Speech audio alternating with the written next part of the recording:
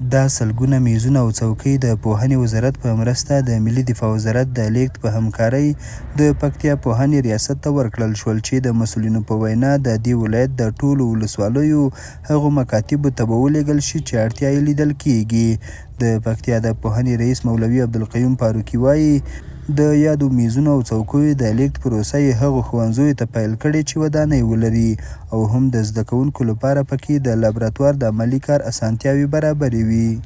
میز او چوکۍ را انتقال شوي دي او د لیره رسېدلي دي. پوهنې ریاست او پوهنې ریاست یې د توزیع لړۍ پیل کړې ده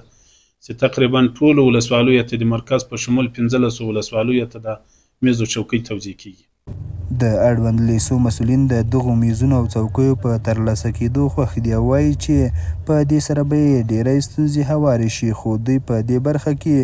د لا نورو همکاریو غوښتنه کوي.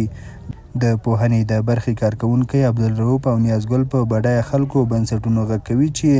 د پوهنې برخې سره د همکاري وکړي تر څو دا بهیر لا پیاوړی او غښتلی شي.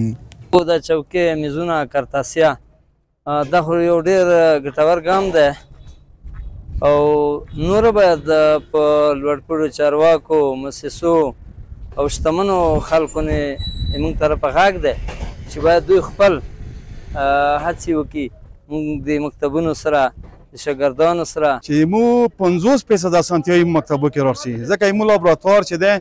بعضې چوکۍ چې لرلې هغه نیمګړې وي او چوکۍ هم نه وي ورکړي. نو دا چوکۍ چې مو ورکې و چې لابراتوار کې یو خو زموږ زده کوونکي سالمه زده کړه کولی شي او په ضمن کې چې دی زموږ کار 100% اسان شوته.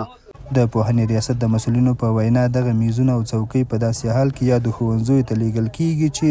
څه موده وړاندې د زده کوونکو لپاره درسي کتابونه او نور توکي هم لیږلي وو تر څو په روان تعلیمي کال کې د زده کوونکو شته ستونزې هوارې وي. حیران احمدزی، امید راډیو، پکتیا.